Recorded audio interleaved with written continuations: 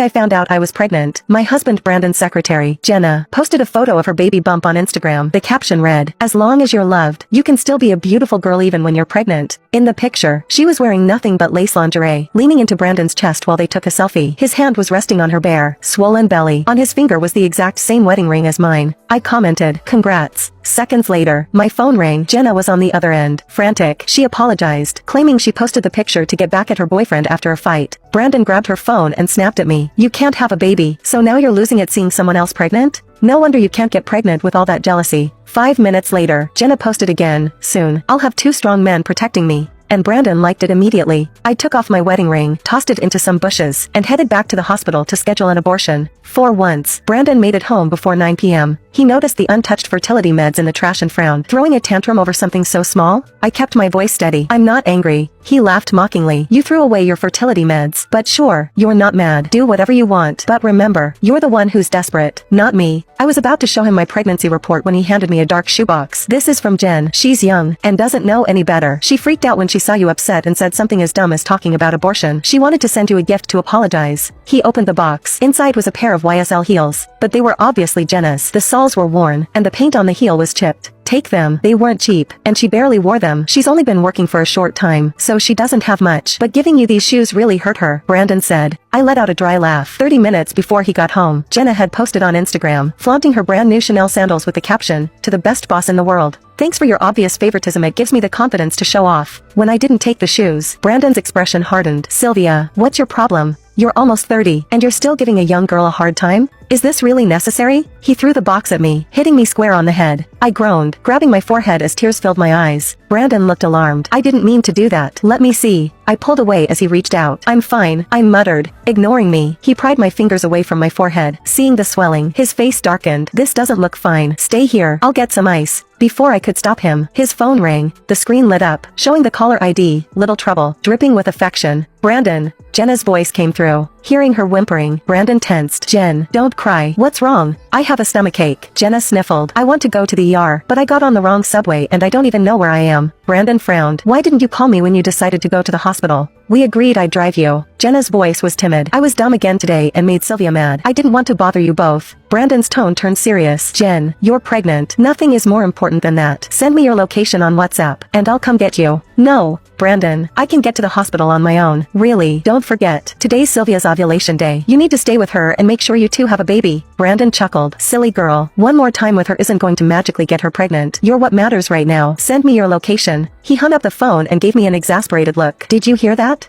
Jen's so concerned about you, and all you can do is act paranoid. I'm taking her to the hospital. I'll grab some ice packs for you on the way back." He snatched his car keys, ready to head out. "Brandon, wait," I called out. He spun around, clearly at the end of his patience. "Sylvia, can you stop? This is about 2 lives, hers and the baby's. Don't turn this into some jealous tantrum." I didn't bother trying to defend myself. Instead, I walked over to the coat closet, grabbed the jacket he'd worn a few days ago, and pulled out a card. "Jenna's insurance card. You'll need it." Jenna never bothered with handling her own appointments. Brandon always kept her insurance card. For a second, Brandon looked surprised. Then he finally reached out and took it. "Thanks." He looked like he wanted to say something more, but I cut him off. "Drive safe." I reached up and straightened his collar, just like I always did when he left. Deep down, I knew this would be the last time. Brandon's expression softened slightly, like something in him had shifted. He grasped my hand and pulled me closer to his chest. "I'll be back soon. Wait for me." I didn't wait. After sending a quick text to my lawyer about starting the divorce process, I went to bed early. In the middle of the night, a notification from WhatsApp woke me up. It was 1 a.m., and as expected, the other side of the bed was still empty. I checked my phone and saw several messages from Jenna. "Brandon is just so hot. I want to eat him up while he's sleeping." Attached was a photo of Brandon asleep. His head rested on her pink cartoon pillow. His hair tousled, lips slightly parted in a way that once made my heart skip a beat. When she saw the typing